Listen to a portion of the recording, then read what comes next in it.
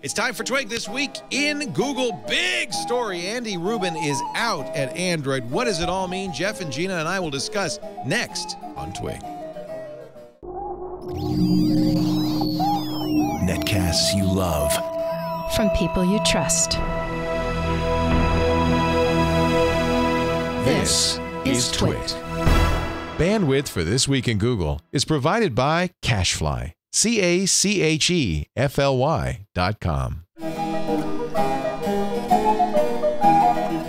This is Twig, This Week in Google, episode 189, recorded March 13th, 2013.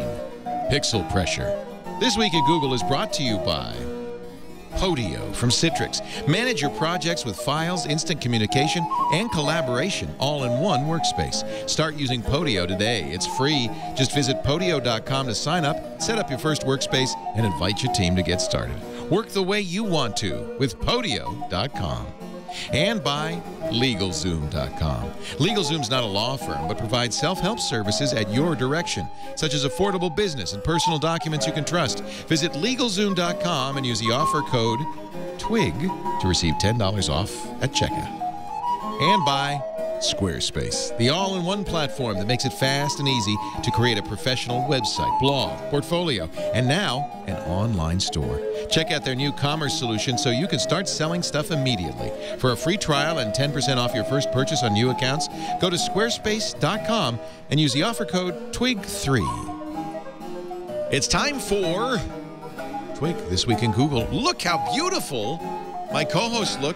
To my left, Gina Trapani of smarterware.org, founding editor of Lifehacker, new mom. To my right, old dad, Jeff Jarvis, professor of journalism at the City University of New York, author of Public Parts and What Would Google Do, blogger at buzzmachine.com. And get this, kids. HD. Get this, kids. Both of them widescreen HD. Now, we've done this in very different ways. Oh, it just went black. Oh, that was me? Okay. My eyes are failing. Gina is on a Mac Mini with a dedicated cable modem.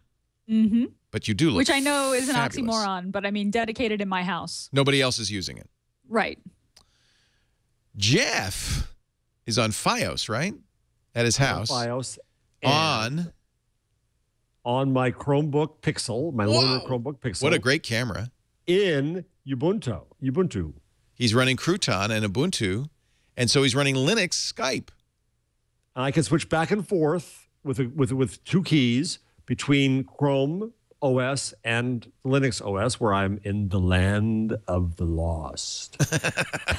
We just taught him how to use Uname. And in order to do this, he has to use he installed Linux on the Chromebook. Like, this is amazing. I'm so impressed. Jeff, I don't mean to sound patronizing or, but like, for a guy who accidentally mutes himself on Skype, this is pretty impressive. Sorry. Oh, my God. Oh, Jeff, I love you. I love you to death. No, I'm so impressed that you installed Ubuntu on your Chromebook. I'm blown away impressed. You've earned many nerd points. I gotta give credit because the what the Chrome guys did. This is the Google guys did Crouton, and all you do is go into Shell. You type in one command, you sit back. That's it. They did it all. Yeah, I'm really glad that's so simple. Brad Linder's article at liliputing.com is the article you followed, and it does make it very straightforward. He also talks about putting Android Jelly Bean on there. And it turns out, because of the BIOS, you can boot to anything on a USB key. So any x86 OS would work. I guess you'd have to have the drivers. I think this is true of the Pixel, not of the other Chromebooks. Right. This is something new. So now me and Leo are dying for a Pixel. I bought one. You see, you made fun of me. We did. We mocked you, and now I'm so close to ordering. Oh, it's because, Gina, the thing is, this is a progression, and I've got to write this up. But if I hadn't been on the Chromebook for 3 months using it and doing really well, fixed a few problems, doing really well, liking it. But Leo's right. It's a netbook. It's kind of crappy. The screen's not great. The keyboard's not great. But it worked for me, right? and I was really happy in Chrome because it was easy and direct, and everything I needed to do was there. And so I was already sold then on Chrome, right? And I was wishing for a slightly better machine. Well, the slightly better machine didn't come along. The killer better machine came along. And I debated, and as I said on the show before, I went to the store and I debated and debated and debated. Then Google sent me heroin and a needle by sending me the machine. First one's free, Jeff. And so using it for a while, you just get you first get hooked on the quality of the machine. The keyboard is pure butter. I wish I could think as fast as I can type now. The screen is magnificent. The type on it is just beautiful for my old alien eyes. It's wonderful. It's just solid. And you know what's interesting about Chrome OS on that? It's running out of RAM. The entire OS is in memory. Yeah. So it really is super. And you have an SSD, but I mean, it's running out of RAM. That's pretty amazing. 4 gigs of RAM, right? 2 gigs on the old Chromebook. Yeah, and 2 gigs on the old Chromebook was not nearly enough, and it would dump pages. Right. My fear of running Linux on this is that it's going to take up too much RAM and make it dump pages on the Chrome side. But No. In fact, you're using the same kernel. All you're doing is installing the GNU stuff on top of it. Okay. So it shouldn't be any. It shouldn't, right, Gina? I don't think it should make any difference. Linux is very lightweight. 64 gigabytes SSD as well. That's a bigger drive than I would have expected for. And a terabyte. A cloud computer. A terabyte of drive, Google Drive. It's 64 on the LTE version, 32 on the Wi-Fi version. Right. And you have the LTE version. This leads into the story that we're going to be doing shortly, but it's important too that I think that it shows the wisdom of Chrome as an operating system and this kind of machine. Yeah, I don't think Google expects many people to buy this because it's really expensive. In fact, the one I bought, which is the same as yours, is almost $1,600 after tax. You have higher tax. Yes, and I'm not suggesting for a second that this is a mass machine. It's not. But what it does, and this is a proof of concept about the Chrome operating system, and it says that you really I can use this machine fully. The only need I had for my Mac still, even with the cheap one, was Skype. We've now solved that. And the occasional formatting thing I've got to do with Microsoft Word because some bozo wants it. Right? But I do admit that having Linux in there makes it a lot more compelling. Oh, absolutely. Because now I can put in other applications here. I can do other things. Now, it helps. I mean, this is where it's really not mass. You've got to be a Linux geek to do that. But it still shows for the geek world, this makes this a very enviable machine now, I think. Yeah. So does any of the touch stuff work in Linux? Oh, probably not. That's an interesting question. Although, how long before somebody does some patching to make that happen? It recognizes it. It recognizes the touch? Yes. Does it recognize the touch as a tap? So you can tap on icons in Ubuntu and it launches? Yep. Wow. So I heard a rumor somewhere. I don't know. It may have been in the chat room last week. That someone said something about how the Pixel seems to be the machine that Google sort of made for Googlers, and apparently Googlers in house use the Pixel and dual boot Goo OS, which is basically a Google specific Linux distro. Yeah. So it sounds like this is what Googlers are using in-house. So, it might be right that this isn't about mass appeal. This is just about, hey, we made ourselves an amazing laptop and we're just making it available for the super fans. And it's putting a flag in the sand saying Chrome OS is a effective OS. And if the real problem, I played with a Samsung for a week to review it for Before You Buy, which I did yesterday. And that's where my eyes were open. I said, actually 90% of what I do, maybe 99% of what I do is fine. Exactly. It's just crappy hardware.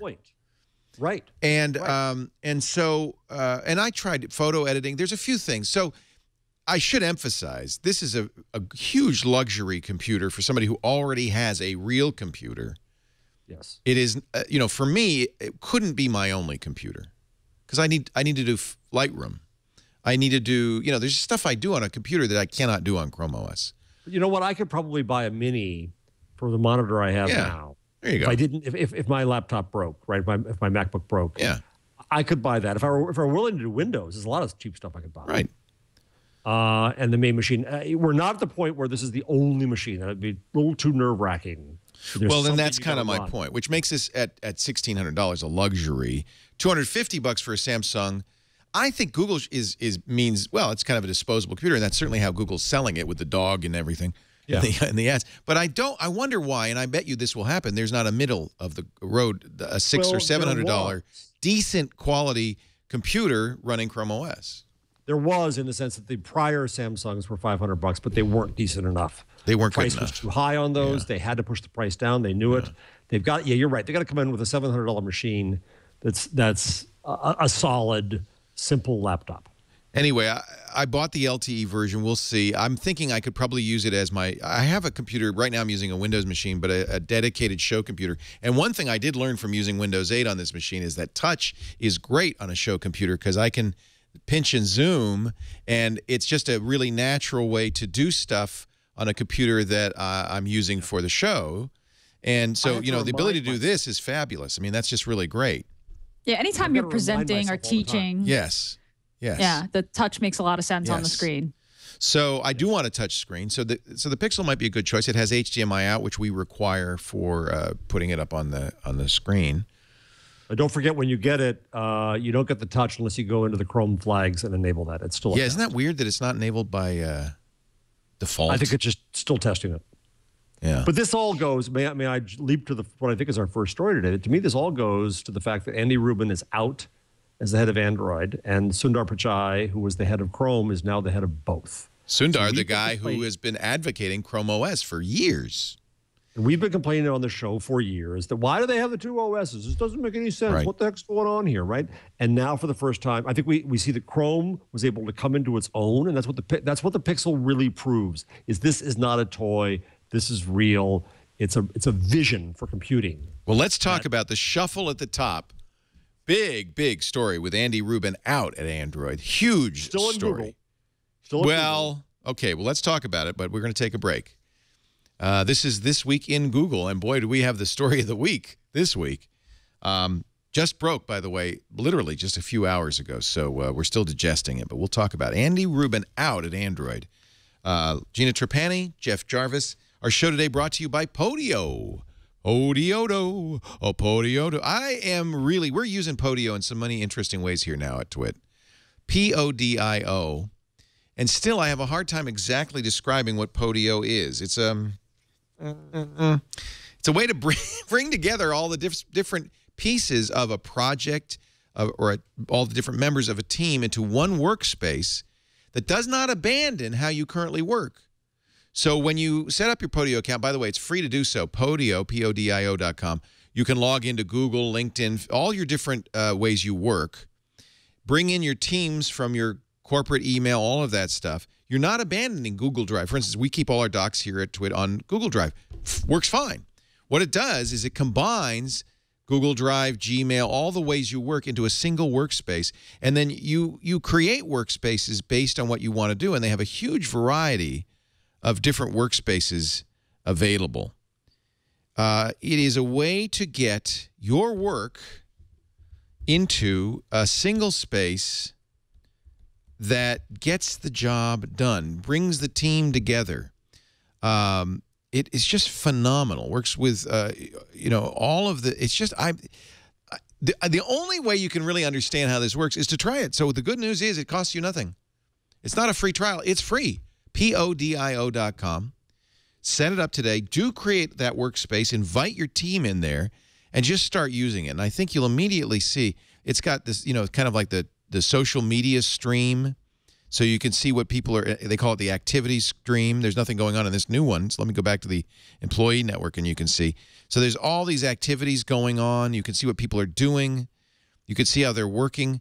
I've been planning to do this Twit editorial advisory board, invite people into that to help us out.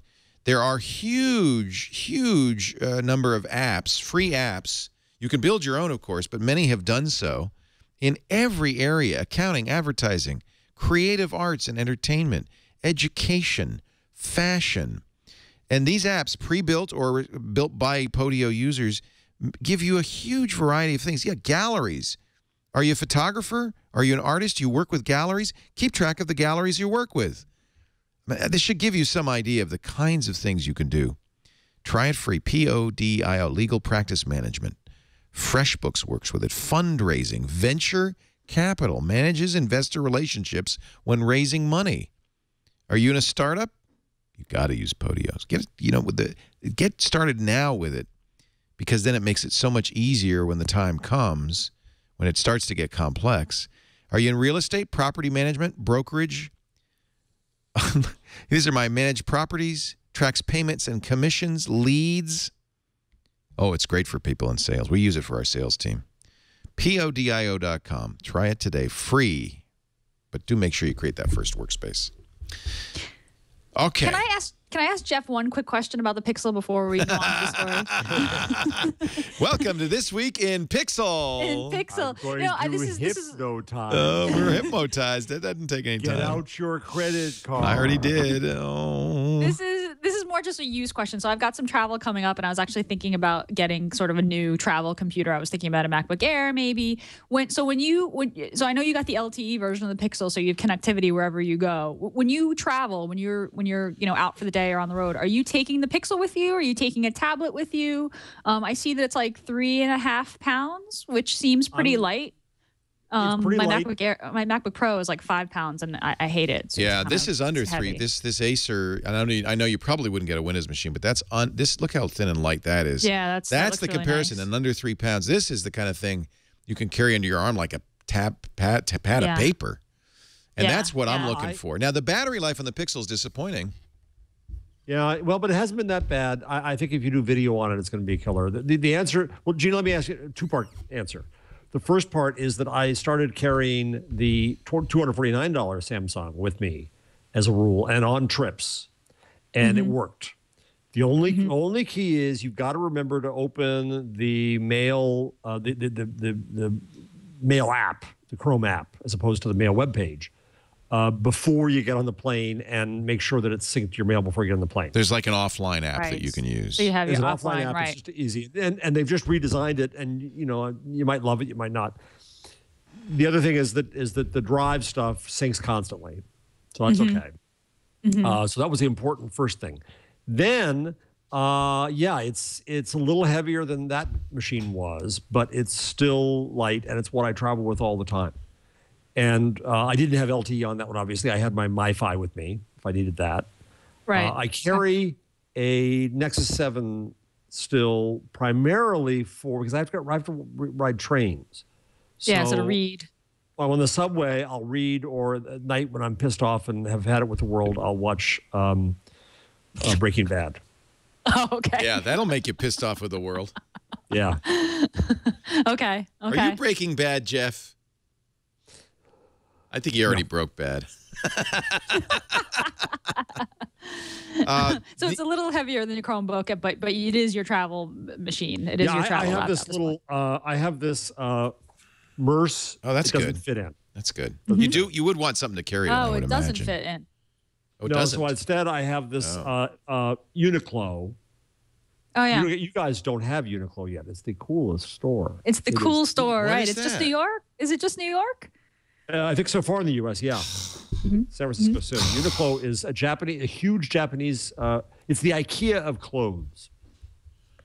It's absolutely amazing. UNIQLO. Yes, it's wonderful. They are online. They have this incredibly light. That's recent. Down, and it's all kinds of. Anyway, so I got a briefcase there for $30. I thought that it was all like I thought that it was winter jackets. For some reason, that was my impression that it was all winter. Incredibly light. Only down. in the winter. I thought, but now that I'm looking at the site, it's all kinds of clothes. Okay, we don't have to talk about fashion. That was all I wanted to ask. We can move on to the top story this week. NYCMD, NY City doctor says that he takes his Pixel to work, and it lasts from 9 to 5 as long as he keeps it at 40% brightness, no video. Okay, good to know. And yeah, I mean, I have a feeling you'll be getting one, Gina. I'm trying to visualize myself at Google I/O. Do I want a MacBook Air? Well, wait a or do I want minute. to be sitting in the audience Wait with a minute. the Pixel? You'll be getting Yeah. one at Google I/O. You think? I don't know. No. I don't know. Maybe I gotta Google, be you could just honest. give us one thing. Just the Pixel. Just the last year at Davos, I was thinking about getting a phone or not. I thought, well, maybe they're going to get one out. I don't know. They didn't even show up at Davos. So you can't count that chicken.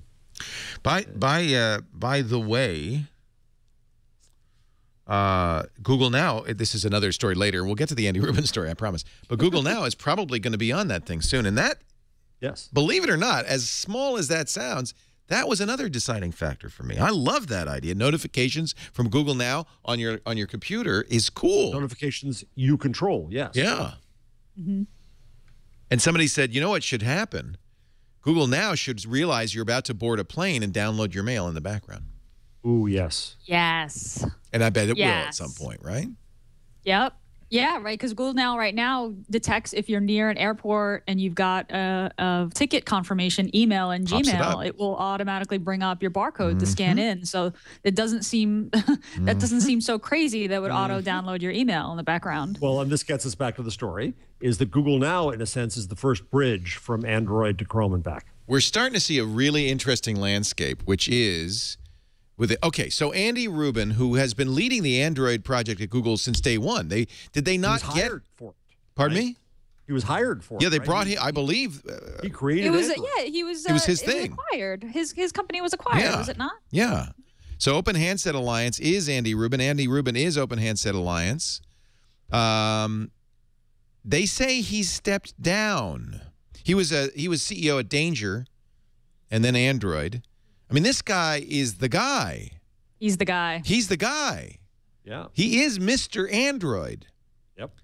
So my question is, what the hell? If you look Yeah, at the and no letter one really from knows. There's Larry- no answer. Oh, sorry, Jeff. I was saying, if you look at the letter from Larry, you see a lot of praise for Andy, not in the kind of "that was nice, but we're glad he's gone" way. Really praising him for his vision. And at the end, Larry says, "I can't wait for your next moonshot." Apparently, he's Yeah. going to be working on the Google Moonshot. Well, moonshots. 10 years, Moonshots. look at a decade. Andy Rubin worked on Android, a decade of his life. So Yeah, maybe that's- he's tired, maybe he's ready to move on. But No, I think this is an endorsement of Sundar and Chrome as an OS and as a vision, and that's the umbrella, and that he made a tough decision that gets in there. I don't think it's anything against Andy Rubin. He's done a magnificent job. But look at Vic. Vic, right, was all Android and then went on to Chrome, which is a high priority for Google. There is life after life in Google. Yeah, I mean, the announcement makes it sound like it was Andy's decision. Andy is staying within Google. Just says Andy's decided it's time to I don't hand think over this the is- reins and start a new chapter at Google. I mean, I know this is all sort of like CEO. Yeah. I don't buy it. You don't buy it. You think? I that- think Larry you think is that they- very good. And this is a very hard decision for a CEO to make. Yes. But I think that he is thinking on a grand strategic scale. And there's huge significance in Sundar Pichai taking the role. And I think that Larry made a strategic decision and went to Andy and said, look, I don't think Andy will be there in 6 months, but he probably said, look, you can do anything you want at Google, but what you're not going to be doing is running Android after next week. Why? Because, well, that's the question, isn't it? What is going on? There's a reason you put the Chrome OS guy in charge of Android. Why? Well, even forget the guys. Forget the guys for a second. You're putting Chrome OS, right, which we thought was the also ran. What he's saying is Chrome OS is the strategic future, that this is the future of computing, and this is the way we're going to go. And Android is a part of that vision. And then when you make that decision, that's what forces the personnel decision. I don't imagine, especially at this high level, the strategic level, you don't just say, I like Sundar better than Andy. That's not what this is going on. What I think if- this is somebody who has strategy? And you would know because you are the expert. What would Google do? I don't know. Stuff. But what if all along you've had this horse race between two OSs? Because we did wonder, why two OSs? You had this horse race between two OSs, and this is the declaration, Chrome OS 1. Right? It wins the future. I mean, you don't put it on Again. phones. You don't put it on phones, though. No, but this is where you go back to Google Now. What you say is that there is a computer strategy that says that everything operates in the web or apps, and that there's a mushing of lines, right? I mean, all this is not mobile. This is couch. So there's a line that goes from laptops to tablets to mobile devices that blurs utterly. You're going to find 4-inch, 5-inch, 7-inch, 8-inch, 9-inch, 10-inch, 12-inch, 13-inch screens. Where's the line? Right? So, yeah, there's an operating system question, but basically what it comes down to is that I'm using apps inside Chrome. I'm using apps inside Android. It's not going to be hard to start to regularize those things. Chrome OS did not win, you guys. No one uses Chrome OS. It doesn't make sense. Lots of Vision. people use Chrome. Lots of people use Chrome, right? Yeah, and by the way, he runs Chrome as well as Chrome OS. Right. He runs Chrome, exactly, which is both. And Chrome runs on Android. I mean, is it possible that okay, here's the other take on it. They found something better for Andy to do. That Android is done. It's cooked. And maybe we said, you know what? This guy, brilliant. Home run. Moonshot. Let's put him. Glass for you, baby. Yeah, maybe put him in glass. Maybe that's it. Yeah, I mean, that's what I was thinking. I mean, this whole, that Andy started something so ambitious and such a huge deal that he decided to start Android. And this is what Andy, more moonshots, please. They want to put him on something. He spent 10 years working on Android, which according to Malcolm Gladwell means that Andy's fully baked and is now pretty much the best in the world at right. He's got his 10,000 hours. 10,000 hours, right? They're saying, we want you to work on something even more ambitious. Android's fully baked. It's hugely successful. It's on track. We know where that's going. We have the personnel to support it. We're good. The Android ecosystem is firmly in place. Now we want to put you on something that's risky and big and ambitious and unproven because you've proven that you can do that, right? So I think putting him on Glass or some other Google X project kind of makes sense. All right, let's parse. In the chat says that Andy Rubin's letter to the partners just went up on The Verge. Let's see it. You'll see it in the chat. But let's start. We will start by parsing Larry Page's announcement because that's where we're going to see. Well, I think what Larry is thinking if we read between the lines. Sergey and I first heard about Android back in 2004 when Andy Rubin came to visit us. He believed that aligning standards around an open source OS would drive innovation across the mobile industry. He was right, was he not? Most people thought he was nuts. Fast forward to today, the pace of innovation has never been greater. Android is the most used mobile operating system in the world. Extraordinary progress, decades work, having exceeded even the crazy ambitious goals we dreamed of for Android, and with a really strong leadership and team in place, Andy has decided it's time to hand over the reins and start a new chapter at Google. You're right. I mean, he could this could be CEO talk. We might as well have been guessing who'd be the next pope, but we know that now. Yeah, it is as crazy as that. We don't know anything. Right. We're just speculating like everybody else, but that's fun. So let's read the letter. Dear friends, writes Andy Rubin. In November of 2007, we announced the Open Handset Alliance, 34 founding members today. I'm grateful to the over 85 OHA members. Android ecosystem, tremendous growth, volume, and variety. He says 750 million compatible devices. Wow. Yeah, that's a big number. That's a good number. That's almost as many as Facebook users. At its core, Android has always been free. Huh? And Facebook's free. Facebook's free. 750 million bought things. Well, yeah, but it is free to the manufacturer. At its core, Android has always been about openness, the idea that 1,000 brains are better than one. Just as the ecosystem has grown, so has our team at Google. I'm proud. Look at last year. Lean and ambitious released Jelly Bean, Google Now, Google Play. Success of Android going forward. Sundar Pichai will lead Android in addition to his existing work with Chrome and apps, which makes me think that this is a placeholder, right? Maybe there's somebody coming along for Android. Hiroshi Lockheimer, many of you already know well, and the rest of the Android leadership team will work closely with all of our partners. I'm an entrepreneur at heart. Mm-hmm. And that's now, the key phrase. Yeah, and now is the right time for me to start a new chapter within Google. He is an entrepreneur. He was at Apple. He was at Danger, which made the Sidekick, which was amazing, but didn't catch on. Then he started Android in 2003 as a startup bought by Google. People like him are interested in the early stage of a big idea. That's what turns that's what gets their motivation going. That's what lights their fire. That's what this sounds like to me. It sounds I agree with you. This is about, look, I put in 10 years. Yep. It's been we've reached, we've been more successful than I ever thought we could be. We've got a great team. They don't need me anymore. I've got another itch to scratch. So I'm going to go do that. Go back to what Larry says about Sundar then. Are there any signals about if you think this is a placeholder? Well, let's see. Going forward, Sundar Pichai will lead Android, says Larry Page. In addition to his existing work, Sundar has a talent for creating products that are technically excellent, yet easy to use. Freudian slip. He loves a big bet. Take Chrome, for example. In 2008, people asked, does the world really need another browser today? I know Sundar will do a tremendous job of doubling down on Android. In some ways, Google has lost control of Android. Android is in many ways not really a Google product anymore, right? Yeah, it's true. Or brand. And you see companies like Samsung and HTC co-opting Android. The Open Handset Alliance is fractious and problematic.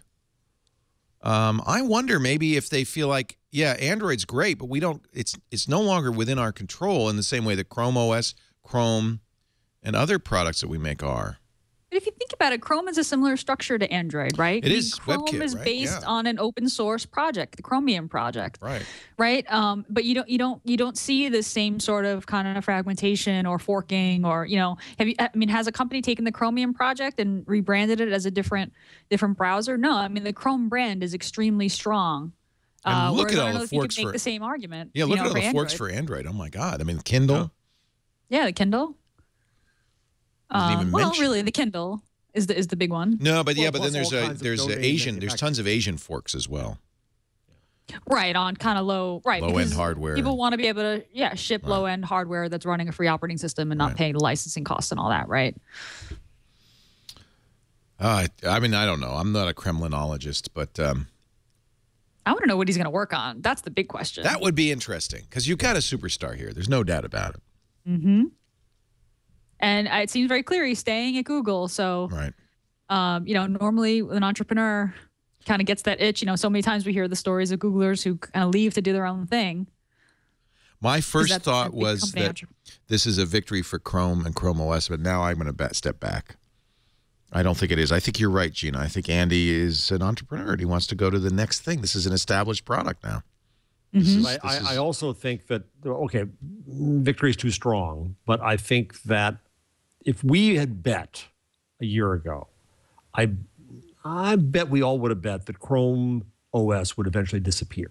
Right. That they would give Andy Chrome and everything else, not the other way around. And I think what this says in part is that Chrome as a architectural vision doesn't disappear, that it's fundamental. It's not going to become a huge product or anything like that, but it's fundamental that building applications within Chrome is the architectural key, and HTML5 is the architectural key to Google's success. It just hasn't taken off, though. But no, I know. That's the problem. That's what they need to work on. Chrome apps have just not taken off. Certainly not the way that Android apps have. I agree, but if you and the truth is that I use Gmail not in a Chrome app. I use Gmail as HTML5. So I'm not saying Chrome apps per se. What I'm saying though is that things built within the browser, and that's key. Now I'm saying this at the same time, of course, that Android has tons and tons and tons of apps. Yep. But if you look at, I think the place to look is the success of Gmail and Google Calendar and that kind of stuff, and how those operate together, and there's going to be some regularization of that. So I don't think Chrome won, but I also don't think Chrome lost. I think Chrome survives as an element of a larger strategy that we can't see yet. Wow. It's great stuff. I love these are the kinds of stories as a tech journalist you just can't wait. And I don't know. I don't know what's going on. I have no idea. I thought I might, but now after looking at all the threads, it's very hard to figure out. But we will watch with great interest to see where Andy Rubin goes next. Somebody in the chat room says, well, no, he's just going to go swimming in his pool of Google Cash. Let's just hope that he's not sticking around at Google because he's waiting on, options or something. Let's hope he's sticking around at Google because he wants to do something else at Google. Oh, by the way, this is kind of interesting too. Is that if you looked at like Marissa, that was about a kind of administrative need. Right. Become a higher and higher and higher VP. Right. And Andy, he doesn't want to run stuff. About an entrepreneurial, innovative need to create something. Yeah, because he's running a big division at Google, and he doesn't want to do that, I don't think. He wants to. I'm thinking you put him on Glass, maybe, or maybe there's something, what's next after Glass? That's the thing. There could be something next after Glass. Oh, Glass. yeah. I think it's what's next after Glass. Yeah. Oh. Yeah. I mean, right. It seems like he's definitely going to be on some sort of new mobile technology, right? I mean, does it seem like he, it would surprise me if he was leaving mobile entirely. What about cars? What if you can't? If Larry Page comes to you and says, "Andy, you did a great job, and Android's mature. You're probably bored. We're thinking of brain implants, and we think you're the guy to lead the charge." If you're Andy Rubin, would you not jump? Now, by the way, Rubin is a big robotics freak. His whole house is roboticized, you know. If you're gonna, I didn't know that. If you're gonna get into robots, Andy Rubin's your guy. I just figured it out. Google robots.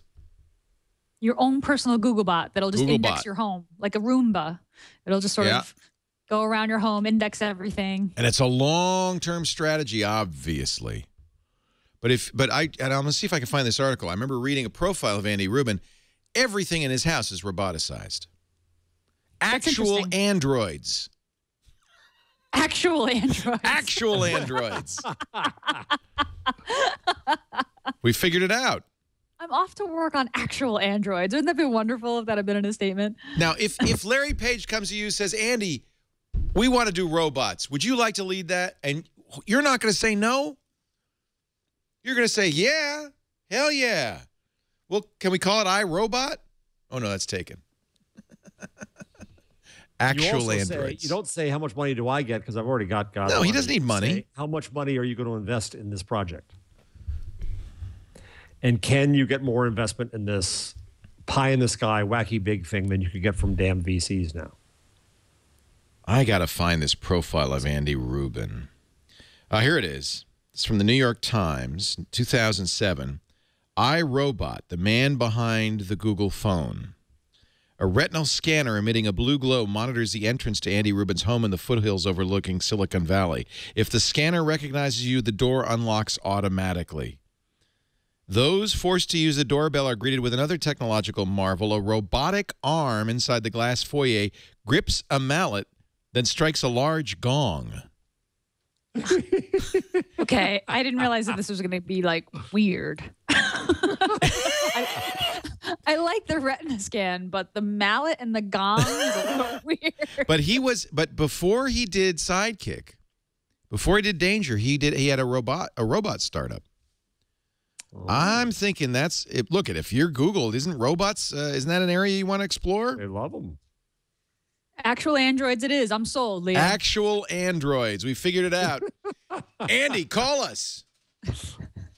We're going to take a break. When we come back, we got the change log and lots more. You're watching This Week in Google with Gina Trapani, Jeff Jarvis, and our favorite law firm that's not a law firm, LegalZoom.com. It's not a law firm. It gets your legal stuff done at a much lower cost. It's a self-help legal services. If you've been waiting to, I don't know, are you sitting on a business? You got to have an incorporation or a document or an LLC. But guess what? An LLC is $99 at LegalZoom.com. Forming your business the right way can save you big, and it makes sure your liability is protected. Certainly what I did. And you know, that LLC we formed for Twit in 2005, still good. I have a law firm now at great expense. It's perfectly fine to start with LegalZoom.com. It's a great way to get it done. Can also help with trademarks. I did the same thing, trademarked Twit and the logo, copyrights, patents, NDAs, and more. What about your home life, your family? Make sure they're protected too. Protect your family and your assets with the LegalZoom will, just $69. They can do legal trusts or living trusts too. If you don't have a will, you know, it's up to the government, the courts to decide what happens with your babies and your assets. You got to do this. First thing I did when we had kids, of course. In the past 12 years, over 2 million Americans have used LegalZoom for LLCs, wills, trusts, trademarks, and more. And you know, they've added this feature since I used them, which I really like. You can get help from an attorney at LegalZoom.com. They've got the LegalZoom Legal Plan Network. They've got pre-negotiated prices. So the fees are much more affordable. And if there, as you go through the LegalZoom questionnaire, if you find there's, you know, like for instance, this was a question I had. Where should I incorporate? Delaware? California? We ended up using Delaware. I wish I'd had the help of an attorney to talk about the pros and cons on that.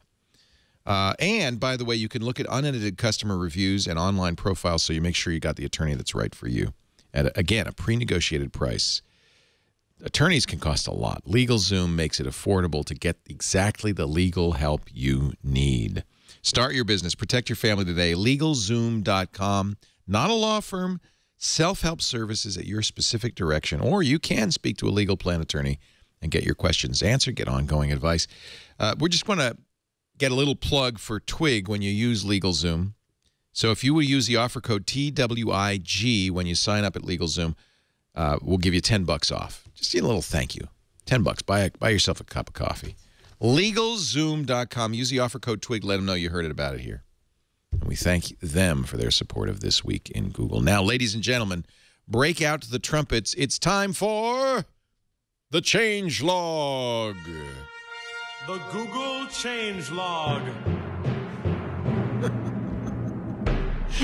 And Gina Trapani has what's new at Google. Short change log this week. 3 quick things. First one, the app that I love on Android, I've been running for a while, Field Trip, is now available for iOS. Field Trip is the app that kind of runs in the background on your phone. It triangulates your position via cell phone towers, and it lets you know if you get close to something interesting. Local businesses, historical facts, landmarks, art, and culture. I've been using Field Trip for a while, and I really like it. It's a little bit of a battery drain, and at first it was a little noisy, but you can configure, you know, what kind of alerts that you see or you don't. And in fact, it's funny, I turned on the Field Trip Ingress layer, and I went to the post office, which I never do, but I had to mail a package, and suddenly my phone started making this crazy sound, and I realized that it was telling me, Field Trip was telling me that Ingress, you know, that this was a portal that the Enlightenment had captured. Oh, wow. So Field Trip on iOS, grab it on iOS now. It's in the iTunes store. The Gmail mobile web app got a redesign on Android, BlackBerry, or Kindle Fire.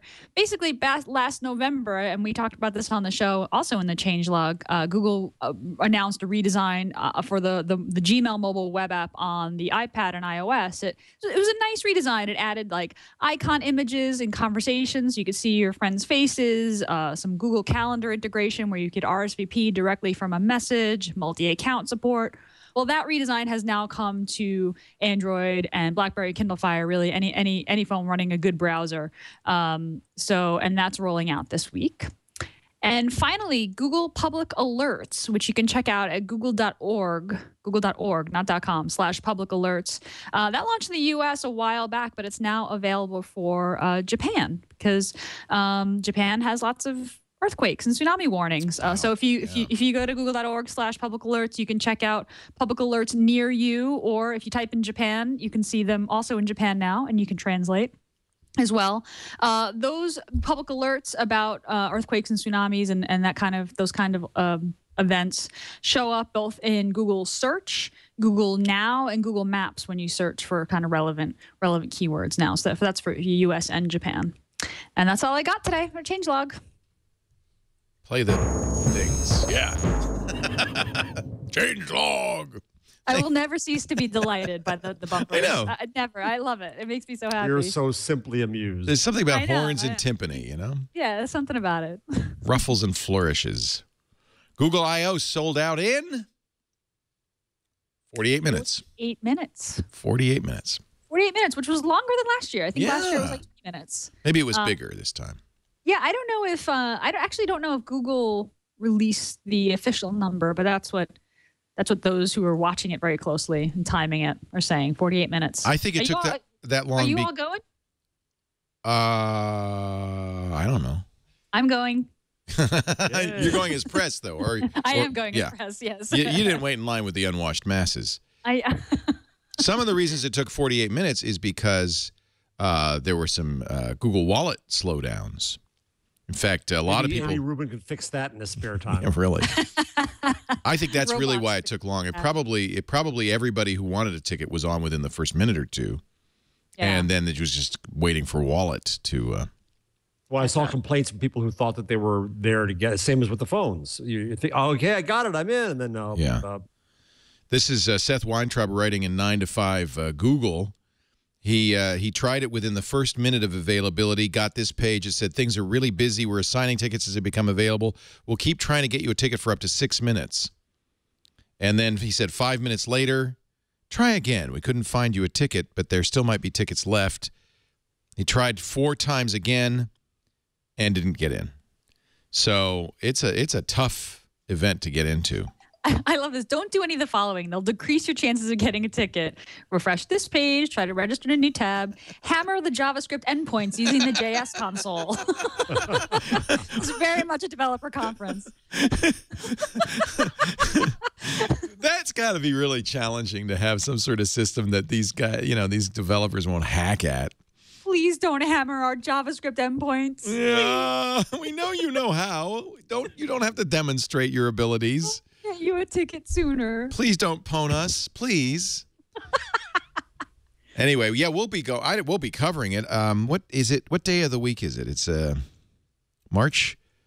No, it's what is it? Thursday or June? I can't see. It's May 15th, isn't it? Yeah, I don't know what days that is though. I believe it's a Wednesday. It is Wednesday. Oh, maybe we could do Twig from there. I'm going to be in Rio myself. Yeah, I was thinking that I would come up on Tuesday and do All About Android in studio and then come up for Twig like I did last year. Or maybe we'll do Twig there. You want to do Twig live? Be there. Or we could do Twig live from there. That'd be fantastic. I would like to be there and available for whatever we want to do. And then the keynote on the second day will be Thursday. So I don't know. We can figure out how we want to cover that. Let's do Twig there because the show before it is Security Now, somebody else can do that because that's just Steve talking the whole time anyway. I just sit there and eat lunch. And then the show after Know How, IAS doesn't need me. I just get in the way, slow him down, ask him questions, make it harder. So we could just triangulation there. Maybe we could book a triangulation guest day. Oh, that's right. It's not Know How, it's triangulation. Right. Oh, yeah, we'll get a triangulation guest there. I'll interview Gina. Do that. There you go. Yeah, it's done. Perfect. Yeah, that'd be great. I would love to do Twig from Moscone. Okay, deal. In the environs. And what we need to do, and Chad, we'll get some help for you. But what we need to do is get set up some interviews and people we can talk to instead of doing a Twig like this. But we'll just do boom. Gina and I will just go boom, boom, boom, boom, boom, boom, boom, and talk to all the people who are there talking about their new products and stuff. Yeah. That sounds like fun. Sounds like a lot. I'll bring the coffee. Fantastic. All right. Deal. I'll bring cookies. Cupcakes. Did we get a media pass? I should say before I say this. I know that we have a contact. I'm sure I got a media pass. I don't know. But I'm sure I did. And if not, I would just say I don't need to go in. Isn't there like a keynote? There's like 4 days of keynotes. That's right. I forgot about it. It's 3 days. I think there's a keynote the first day and the second day. Yeah. I think Jason Howell got a press pass. Oh, good. All right. Yeah. All right. So I'm sure you'll be able to. We'll figure it out. I'll get in there. Yeah, I'm sure you'll get in, Leo. So we'll cover the keynote, and then we'll do Twig. Fantastic. Perfect. Deal. Speaking of being pwned, you know it wasn't pwned at the Ponium 3 Hacker Conference? The Chromebook. That's pretty impressive. Every other operating system got hacked. This is the Pwn to Own event that they do in Vancouver every year. They're unbelievable. Everything else got hacked, but the high-end Chromebook Pixel. No, wait a minute. What did they use? Did they use? I'm looking here. Anyway, whatever they were using was not hacked. Survived all attempts to hack it. I can't remember that ever happening for any other OS. That's one of the reasons I think I kind of I'm a little bit more sold on Chromebook. Especially a cheap Chromebook. You could use that for banking, for anything you want to be secure, and just know that that's safe, and then use your Windows machine for everything else. So they didn't have any winning entries, but I think they had some entries, and they said that we're evaluating some work that may qualify as partial credit. So I'm not sure what the guidelines are for a winning entry, but it sounds like there are, lots of attempts. And Google had a prize fund of $3.14159 million. Yeah, this had some people really trying hard. $110,000 for a browser or system level compromising guest mode or as a logged in user delivered via a web page. $150,000 for a compromise with device persistence, guest to guest with interim reboot delivered via a web page. I mean, that's a year's salary for a developer. It's a lot of money. A young developer. They were going against the base Wi-Fi model of the Samsung Chromebook, using the latest stable version of Chrome OS. You can use any of the installed software, including kernel and drivers. No winning entry. Wow. Okay, so Pwn to Own is actually finishing up today, I think. So this was Pwnium 3 which was a Chromium Pwn, and then Pwn to Own does the other operating systems. During day one of the event, all browsers except Safari proved vulnerable to attacks, but only because no one attacked Safari. And apparently there was a Chrome browser issue which was fixed. During day two, Adobe Reader, Flash, and Java also were compromised. It just makes you wonder. So congratulations. Does it make you nervous? What does it make you wonder? Does it make you nervous or? Well, you know what happens is, and I bet you the reason nobody attacks Safari is because what's the guy who attacks Safari every year? He always has a package of stuff, and then he went to work for Apple. So he's like, they took him off the playing field. Yeah. So everybody else figured, well, we're not going to do that.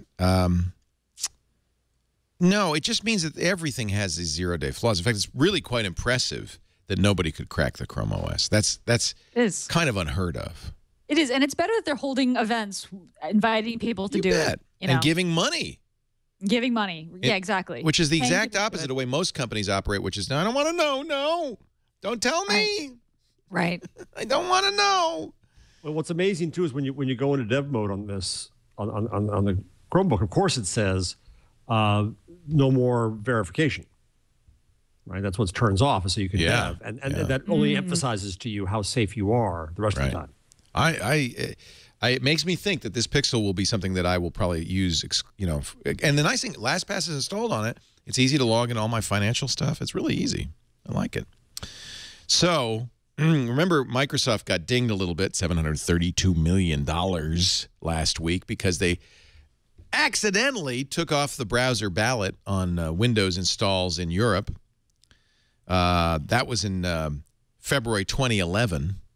And it wasn't until mid-2012, 18 months later, the EU said, hey, didn't you say you were going to, what happened to the browser ballot? Microsoft said, whoa, how did that happen?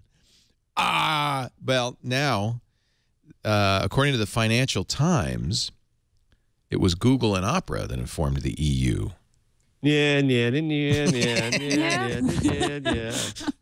Scroogled, eh? I'll give you scroogled. $732 million worth. Of course it would be, because in fact it was, I don't know if it was Google, but it was definitely Opera that demanded this browser ballot. So that makes sense. Yep. I mean, it directly affects the number of active users that they have. Yeah. So in fact, it did. Got dinged for $730 million, and Google got dinged this week for $7 million. Who did? Google did, because of the Street View settlement with. Oh yeah, they admitted it. We violated your privacy, they said. Well, I have a little rant, and I wrote a post. Rant away. Wait a minute. Don't we have a little something? We'll play it after your rant. Yeah, we play it after. Start the rant. So the New York Times, which you think would know better, has this ridiculous story. Page one, upper right, the biggest thing, in which they say that, let me pull it up here so I can have a full rant. I just had a fit, because it's absolutely one-sided, complete techno bias. It says that, and I'm not going to be able to find it because it's buried with the Pope. The Pope did not get buried. The story got buried. The story got buried. So it said, the headline said, pardon me 1 second here, Google concedes drive-by prying violated privacy. Now, the verb to pry infers intent. Yeah, that's a little. There was a curiosity involved. That Google wanted to know these things. We were tried to get prying. these things. So that's wrong, right?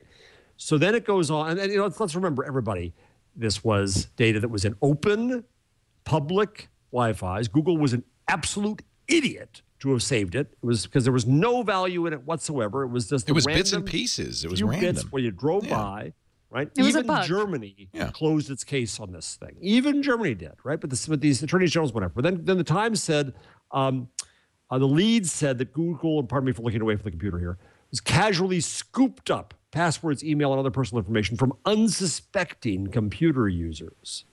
And later said that for years, the company has secretly collected personal information, email, medical, and financial records and passwords, not to mention your strategy for Farm Bill, as it cruised by. It was data scooping from millions of unencrypted wireless networks. This is all the New York Times talking.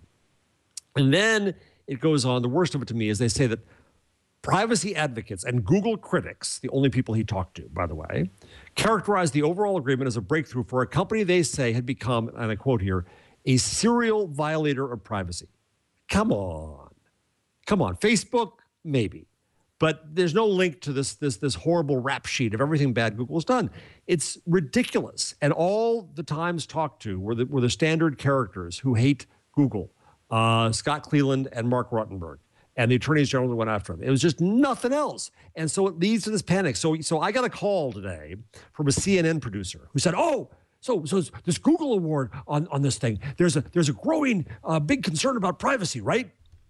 And I stopped myself from going on. I stopped myself from a BBC moment.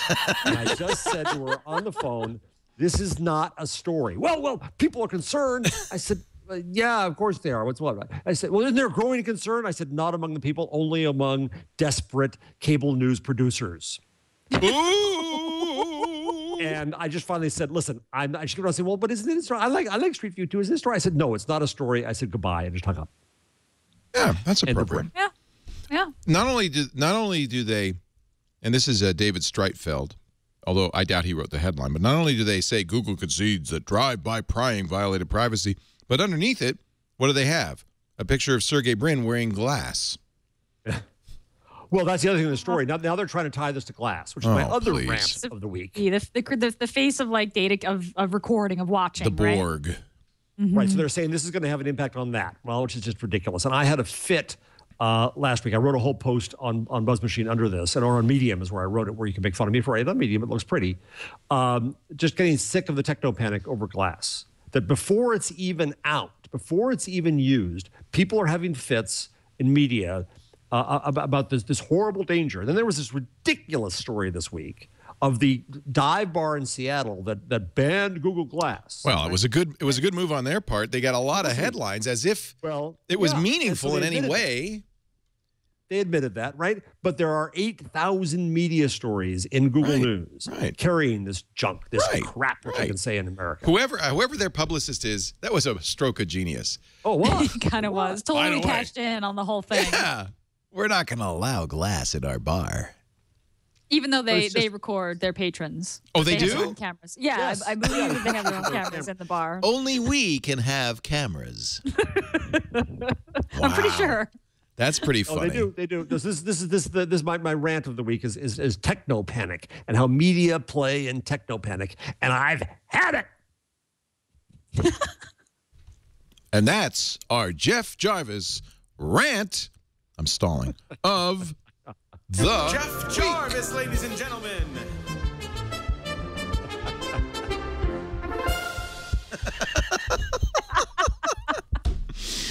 That's what, Matt Weiner? What is his name? That's Matt it? Weiner? Jesse Weiner. Jesse Weiner. Jesse. Thank you, Jesse. Thank you, Jesse.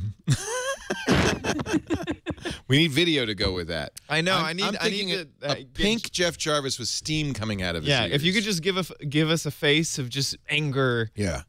Okay. Capture that, kids. Perfect. Now steam coming is out. Maybe little horns. I don't know. By the way, am I pink this week? No, you No. look. This Linux stuff is really I can't looking. tell because the green is drained out of me. The green is 1/4 inch above the rest of me. I tell you, you look marvelous in Linux. Very flattering. Open source. It's the Open future. source, baby. Source, babe. Do we even care that Google showed a hacked speaking shoe at South by We're Southwest? talking about publicity stunts. They said it's some marketing guy who did it. It's not a product. It's not. They're not making a talking shoe. Hey, let me ask you this: did either of you feel deprived by not being at South by Southwest? Gina? No, I mean, not really. My co-founder, Neil Dash, he did a keynote interview with Dennis Crowley at Foursquare, and I would have liked to have seen that. Just That would have been because cool. Yeah. But they were supposed to live stream it, but I just couldn't find the link. I looked and looked and looked and couldn't see it. Otherwise, no. I mean, I kept reading headlines about how people, my friends were basically celebrating not being at South by this year. Almost everybody just said it's a great party. Wish you were here. If you could only get into the Path party, you'd be really enjoying yourself right now. I saw a couple of vines of 6th Street. It wasn't. It didn't feel. I'll tell you what I would have liked to go to the glass panel, Oh yeah, we should Yeah. talk about that. and there was a search panel. So I didn't. So fill us in, Gina. What did they talk about? So I think it's Timothy Jordan was his name. One of the product managers on Google Glass did a demo of Glass, showing off some of the first apps that we've actually seen running on Glass: New York Times, Gmail, Evernote, and Path. Which is kind of interesting. So we talked about this on All About Android last night. So in New York Times, for example, if you kind of do the look up and to the right head gesture, you could see New York Times breaking news headlines or images. I think that's and really distracting. I don't want to see newspaper Yeah. headlines while I'm walking down the street. I have I to don't tell either, you, and I agree with you. I think the Times was kind of the least interesting. Well, the funny thing is, app Gina, look at the for the show. headline there. It's from 8 hours ago. That's the last thing I want. Yeah. Right. I don't think that should be coming out of the corner of my eye. I'm not Right. sure I want to be reading my email as I walk down the street. And if I'm going to read my email, do I really want to read it on glasses? Well, but this is what I really liked about the way they presented this, is that they presented a lot of the design guidelines. So with Gmail, for example, you have to subscribe to your Gmail in order to see your mail, and you could subscribe to just your important label. So it sounds like you have a lot of control over what gets pushed to you and what doesn't. And some of the design guidelines, the guidelines that they're giving developers is that the information that you push to the Glass, to the heads-up display, has to be timely. It has to be, kind of minimalistic. It has to be important enough. It has to matter at that sort of Seems within that distracting. context. Seems really So- distracting. Leo, in our Google Plus group, Grant Jelinas Brown, I think the name is. I can't read because it types so tiny in Linux. Had a great idea. What? And said, just when you start thinking about other things, if you're a presenter on stage and your notes come up there, Yeah, that's fine. that's perfect, right? A That's teacher, fine. Things like that, right? There, I can see these kinds of uses where it's actually useful. There's some narrow uses, but I don't think it's a general. want newspaper. I don't. So- Google Now would be cool to have Google Now in I my don't want Twitter field of vision. in there. Twitter, I don't no. want Twitter. I don't No. want email. I don't want any of that No. noise from Earth. I Right, want that's noise. Things that are actually going to matter. To Yeah, me. but Now would be okay if it said, or maybe field trip. I definitely want my text messages in Google Glass. Yeah, I do not text want to messages. pull out my phone Yeah, and look at my okay. text messages. I would definitely want Yeah, that. all right. Another interesting example that they showed off at the South by Southwest presentation was Sketch and Evernote. So you can have the glasses on. Say you're in a meeting and you have the glasses on. You snap a picture with Glass and you share it to Sketch, and then on your tablet you can annotate that image, and share it and save it to Evernote for example. So I really like the idea of just being able to snap pictures quickly and share them out to Google Plus or Sketch. Text messages make a lot of sense. Navigation makes a ton of sense, right? I mean, navigation only makes sense in the context of a heads-up display, right? I'm always looking down at my phone while I'm driving to look at directions, even though I shouldn't admit that. But Glass would have that kind of right in the field of vision. So I agree. The New York Times example I didn't think was a good one. I think that subscribing to Gmail important messages, being able to reply, being able to compose an email, I might do that, or compose a text message. I might do that. Well, I think could imagine. you also, Gina, I can imagine a case where you take a photo and you want to share it. My baby is so cute. that you could do that in audio. Absolutely. And I you can could imagine even being with the do, baby and gestures to crop it or things like that, and out it goes. yeah, absolutely. I can imagine hanging out with the baby, excuse me, putting the baby down and being like, email grandma, take a picture, email grandma, like that's something that's, super useful. So What do you have to say? Okay, glass? yeah, okay, glass. It sounds like it's to activate it. I prefer it to be, yo, glass. I'm sure you can change it to anything you want. I'm sure you can. Yeah. Yo, glass. I'm not a big Path. In fact, I don't use Path. Is Path something that you'd be interested in, Leo? No, I mean, I use glass? Path. I love Path, but again, that's not. You come up with a couple of scenarios that I like. I like the nav while I'm driving. Although I bet you many states pass laws against wearing glass while driving. But yeah, you're probably right. I bet nav would be good. What about biking or walking? Nav. I fell off my bike the other day, and I didn't even have anything on, so I think it's probably dangerous for me to be doing anything but paying attention to the road. Sorry, Leo. I did. I sprained my ankle and my wrist. Oh. And contusions all up and down my body. Oh, sorry. And that was all because I just missed but that's reminded me that biking is actually a fairly dangerous activity, and you probably should be paying attention to what you're doing. Right. Okay, walking. Walking, yeah, although people fall into holes all the time. That's only in Okay, Florida now where you're they go into just stretching. sinkholes. If I was a Google I/O or if I was a South by Southwest, I would love for Glass to be like, hey, 2 of your friends are in the bar up the street. Yeah. Yeah. No, I can say, you know what? We won't really know till we wear them. I just fear that those apps that I saw there did not make me say, gosh, I can't wait to get agree. that. I think they were bad choices. I think they were playing to the big players now, and it's going to be entirely new people who figure out how to use glass well. Yeah, they've got partners, but are they the right partners? Yeah. And it's so funny. The New York Times is so desperate to figure out what the hell's next after newspapers that they're even willing to do. Have you seen the Google Poems? This is funny. This is on Reddit. By the way, coming up in just a few minutes, we're going to speak to Reddit founder Steve Huffman on triangulation. So it's r/Google Poems, and I guess they're using the autocomplete. So here's one. Yeah, I am sad. I am sad in Spanish. I am sad in French. I am sad all the time. Oh my goodness. Hipsters Tumblr, hipsters in Detroit, hipsters on food stamps. Here's one for yoginis. Yoga is my health insurance. Yoga is my religion. Yoga is my only exercise. Yoga is my life. So for those of you who are listening and not watching, what the hell is this? Right. These are autocomplete. The Google search box is autocomplete suggestions for particular words. Here's one for Game of Thrones fans. Hodor, Hodor, Hodor, Hodor, Hodor, Hodor, Hodor. If you're not a fan of Game of Thrones, that was completely meaningless. Do you like corgis? So you type in my corgi is. You can actually do this at home. Type in my corgi is. My corgi is overweight. My corgi is limping. My corgi is fat. My corgi is satanic. These are all at Reddit/r/Google Poems. When you interview the Reddit co-founder, are you going to ask about the troll? I should, shouldn't I? I will. Yes, I shall. You should. I shall. He's still there, right? What are you doing? My Leo is ignoring me. My Leo man is ignoring me. My Leo man is mad at me. My Leo man is ignoring me. Help! Chad just wrote that poem. Why did you start typing my Leo man? I didn't. It auto-completed. Just from my Leo? Yeah, is space. Wow. Why is my Leo man ignoring me? Sastrology.com.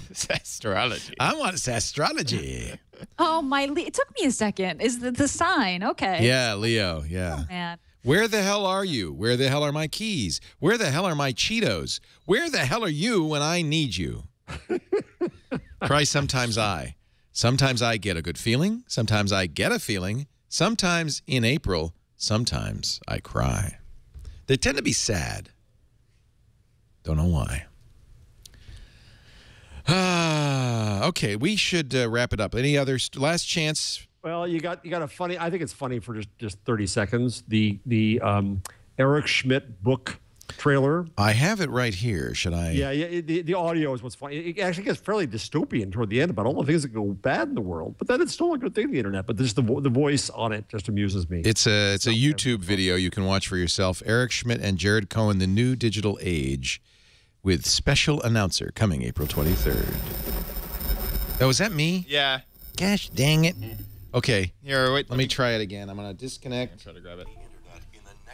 Reconnect. Because it's kind of nice. You know what this sounds like? Sounds like our announcer. Sounds like Jim Cutler. I wonder if he did this.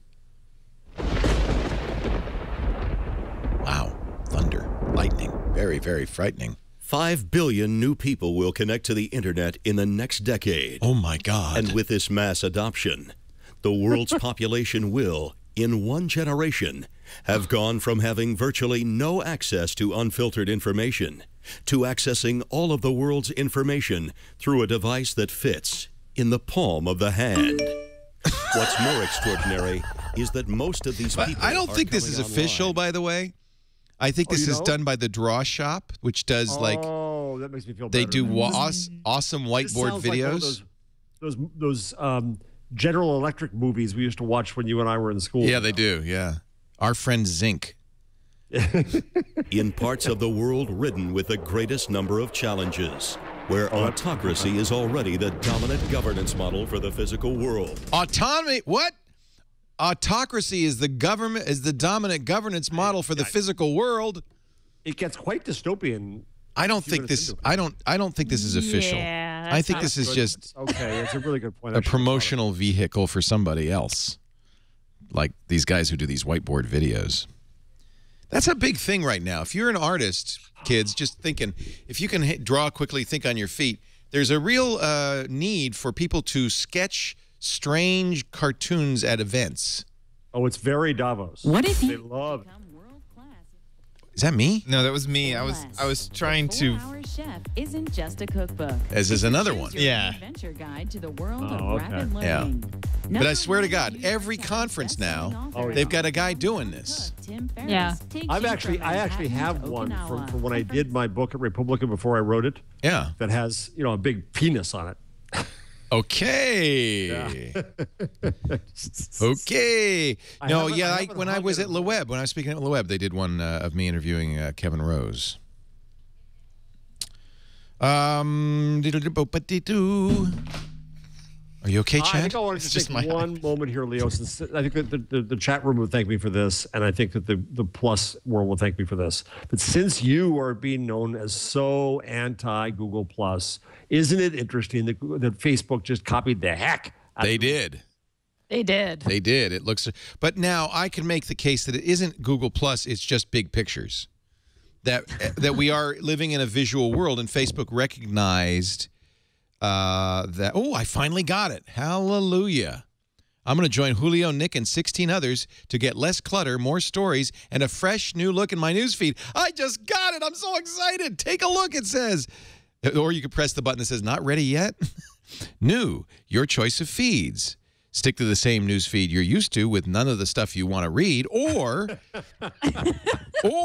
click the link to all friends, following groups, most recent photos, games, music, etc., etc. It's easier to get around. Visit other parts of Facebook and chat with friends, all from one place. That's straight out of the mobile, by the way. That's the mobile app. If you ever need help, here's where help is. The idea that I'm going to interrupt somebody and have them chat with me at any moment. Yeah, I don't like that. On both services. Here's an article from Atlantic Monthly. If you wear Google's new glasses, you are an asshole. That's good.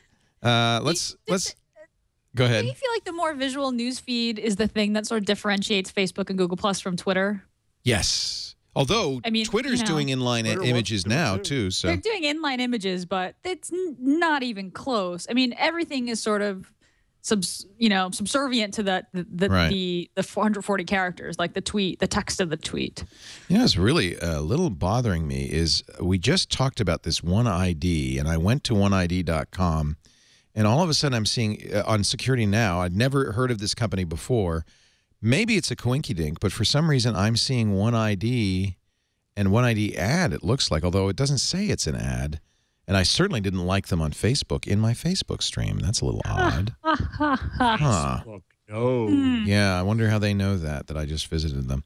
But it is a little Google Plus-y, but I don't think you could really say this is Google Plus. This is the move towards much more visual streams. I saw a side-by-side, I forget who did it, but a side-by-side of two of the same posts, and they were identical, exactly the same. The typography, the spacing, everything.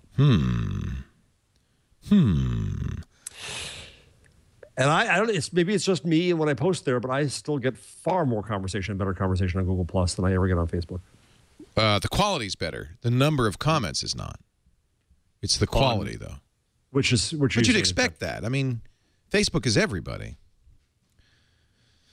Google Plus is just the few nerds who even heard of it. Now, if you do the photo stream, this is nothing but photos. It is really beautiful. I mean, that's big images, big fat photos. So, I don't know. I don't think this is Google Plus. I just think this is where everything's going. Right? The Pope's first tweet. Habemus Papam Franciscum. We have a Pope. His name is Francis. Thank God I studied Latin in grade school. So, oh, wait a minute. The new Pope is Father Guido Sarducci. I thought he looked familiar. All right. Pope jokes. All right. Pope jokes. No more Pope jokes. Facebook redesign. Do you not like it? Do you not want it? Do you hate it? It's just you'd say it looks like Google Plus. Fine. Yeah, it's fine. I think it looks seems nice. pretty plussy. I haven't gotten it yet, and I just got it, like as we speak. So I will give you more of an opinion, more informed opinion as I use it. Okay, I think we got everything important. Yeah. Chad Hurley might start a YouTube competitor. I don't know if that's the case. But collaborative. Collaborative. Sounds like it could be something else. Eric Schmidt I missed that Twitter's API keys for its official apps had been shared on GitHub. There you go. Interesting. Here's how to get around the restrictions, kids. Ladies and gentlemen, yeah, really. Just go to GitHub. Everything's on GitHub. I love that GitHub resume. Are you going to do that? Right? Are you going to do that as a tool? Can I show that? Yeah, sure, I could. GitHub.com/resume/ or no, just your name, right? GitHub. It's a resume.github.com. Yeah, and then I think you slash your name. So if you've been using GitHub as Gina Trapani has, I have. You will have a. Oh, wait a minute. There isn't a GitHub. It didn't work.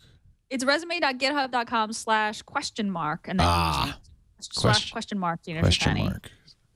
Yeah, all right. Let's do that. And then it builds a passionate GitHub user. It builds a resume automatically.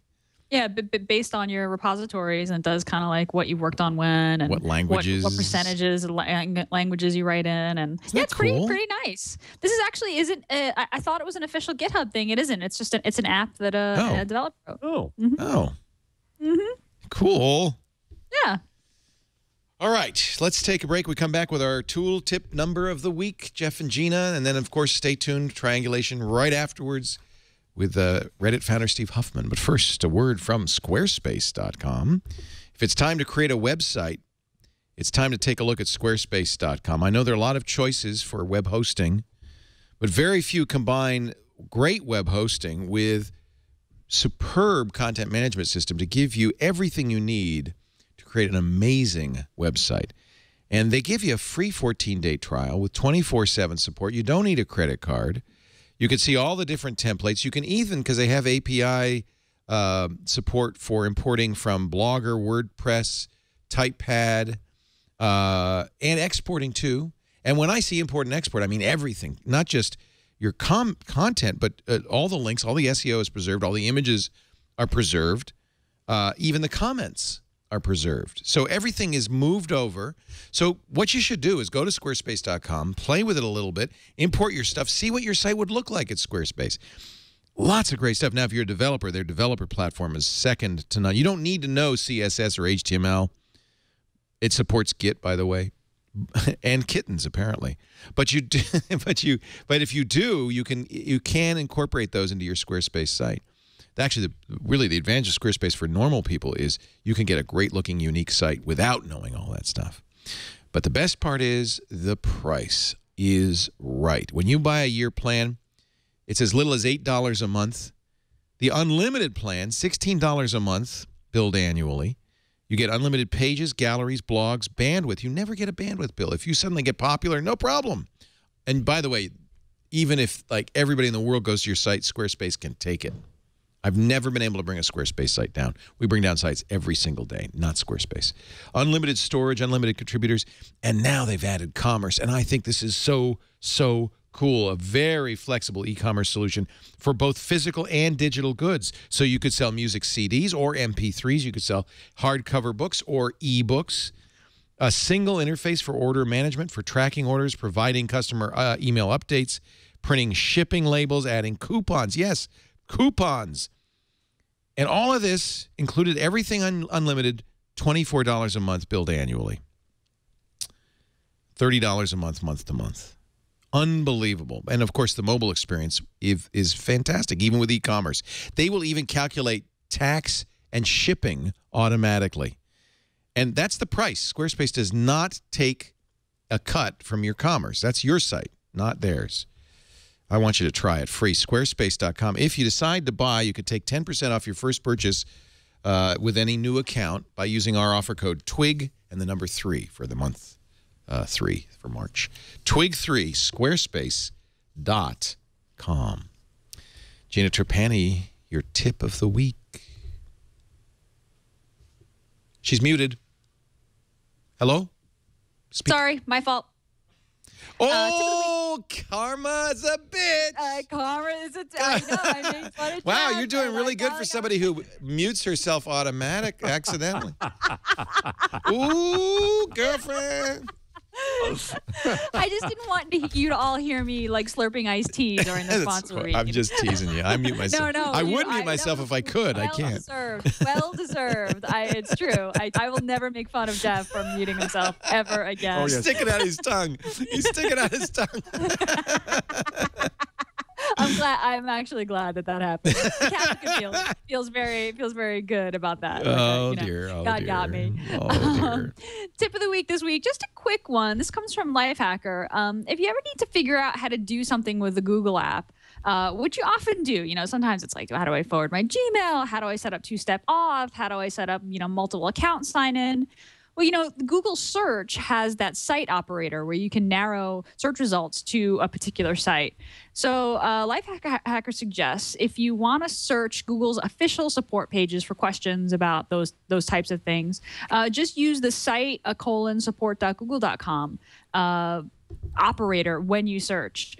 You can even narrow it down even further. Most of Google's answer pages are in the format of support.google.com//something/answer. So you can even use the nerds and who like regexes and that kind of thing can use the wildcard. So you can do like site support.google.com/star/answer and then put in your search term, and that will return all the pages which are at that address.